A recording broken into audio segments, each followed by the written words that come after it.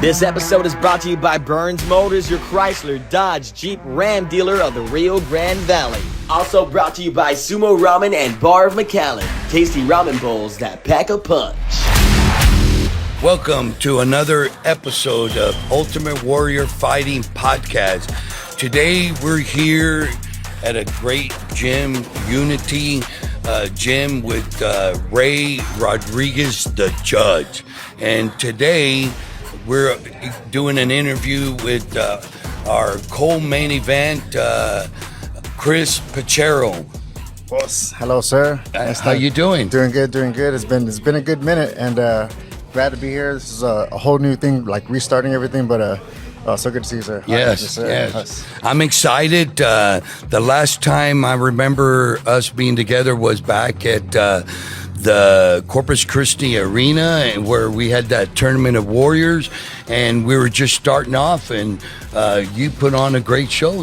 You remember that? Thank you, sir. Yeah, that was back at the American Bank Center, UWF, the tournament of warriors, the opening round. Yeah, where I fought Ray Trujillo. That's right. Oh my goodness, we went the full distance. It was an awesome fight, man. It had everything in it. Takedown, just going head to head. I mean, it was an all-around good fight. I was excited. Those fights are always like super fun to watch and like experience when you're on the outside, but to experience it from the inside, not so fun. But yeah. And if I remember correctly, Ray's a pretty formidable opponent. Yeah, extremely formidable. You know, I was hoping one day we'd be able to run it back again because that was such a good matchup, but it never came to be. But oh my goodness, never say never with me, because I have this way of just bringing people out of retirement. Oh my goodness! And hopefully, you're going to start seeing some of some people that you know and you recognize that it's going to be good. But let's talk about coming up again, just as I alluded, January 31st, 2025 in Hidalgo, the Pain Arena.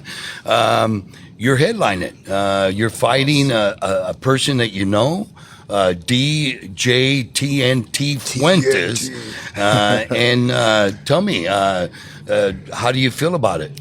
I think that's a great matchup. You know, me and him, we've been kind of like running in parallel our careers. You know, we've never crossed paths. You know, we've always been, for whatever reason, maybe different weight class or whatever, but different organization, whatever the case may be. But you know, we've always had the same kind of career paths going at the same time, and so us finally now crossing paths at this moment is going to be it's going to be something you don't want to miss. Well, not only that, but you guys match up record-wise, the whole bit. I'm going to tell you, man, I'm excited because it's a great matchup because of your age. You're 37. Yeah. You both. We actually, I think, just both turned 38. You know what? That is absolutely right.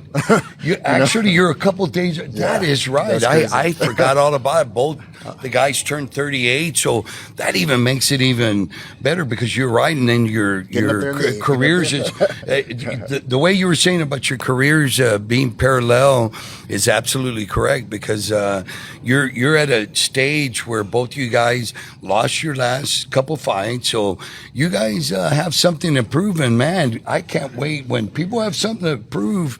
That means you guys are going to come out to brawl. We're going to bring it. You're going to bring it, and that's what's the exciting thing about our event, that bringing up the matchups that I think are good. And again, man, I'm excited that you guys are headlining it, and then also tell me a little bit where we're here. We're here in this awesome training facility with somebody that's great and dear to me too, because he also fought in the Tournament of Warriors in that same event that you were. Yeah, all of us. Tell me a little bit about this training facility. We all go back and being here now after the whole transition of everything, like from because you moved from Corpus to here.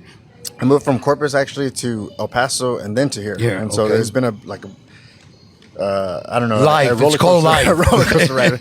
You know, but now it's being called here, life. Oh my goodness! I thought I was gonna be able to, jump in full steam, hit the ground running, and it's taken a little bit. I've been here for just about a year, and just barely now gonna be really making it happen here with Unity and all the guys and the coaches, the fighters, everybody. Ray, oh my goodness, like I know it's going to be something that they're going to push me. I'm going to do my best to push them here every day, and you know. Hey, man, and I'm not kidding. To have Ray, the caliber of fighter that Ray is, and being here and I'm missing and out on seeing, rolling right now. I'm like, man, oh my. and I'm going to tell you something. I'm not kidding. You're really coming to. You're going to come and bring it that day because, again, and I think from what I understand is that we possibly might have a couple of the guys from here also going up there. So I'm sure Ray is going to be cornering you guys. I'm hoping he's going to be right there, and that's going to bring that little extra thing because it's going to be good, man. It's going to be good. It's going to be intense. Let me ask you, man, getting prepared because your last fight was in 23, I think.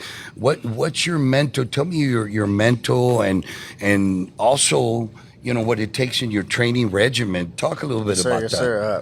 Like trying to have something to prove, trying to make up for past performances not being so great. The same thing with DJ. I'm sure. I've been going against I don't know how many like number one contender guys back to back to back. Everybody that's either former UFC or they're right on their way to UFC. And so it's been nothing but just not a killer's row. It's been one after another of anybody. I'm glad to be in that position to where that's what the kind of fights I'm being offered. But at the same time, it doesn't give me any chance to take a break and like a reset against somebody that's maybe I don't know, not like a gimme fight or anything like that, but it from number one contender literally and the number one welterweight, number one lightweight back to back, and like things like that are just well. Let me ask you, and that's a good point. So what I said earlier about you and DJ being so matched up really, really well, age, records, you guys been around, you've had the layoff, you guys are coming back. How does that help you? Or what's your mentality on that aspect? Is it tell me, how does that? Me and him both having a lengthy career and both having these little bit of a layoff type things happening. That's coming to meet up.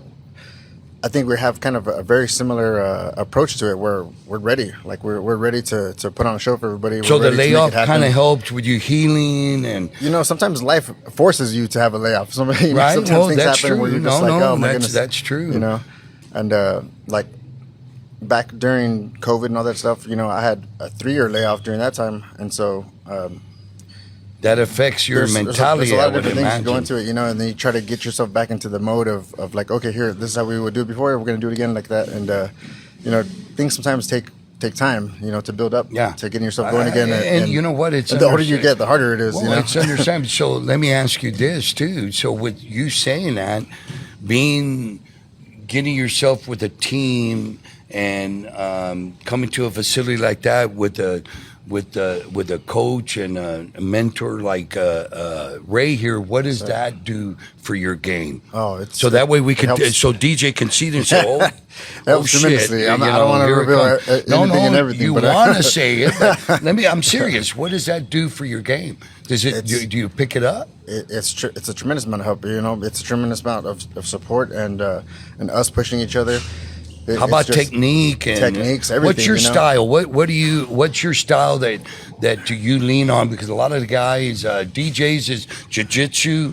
What is yours? I've been primarily known for striking, but I actually have more submission wins than I do like TKOs. Right. And so like I just need to be all around. That's what I need to be. That's what has gotten me given me success in my career in the past, and that's what I look to do now. With wrestling, jiu-jitsu.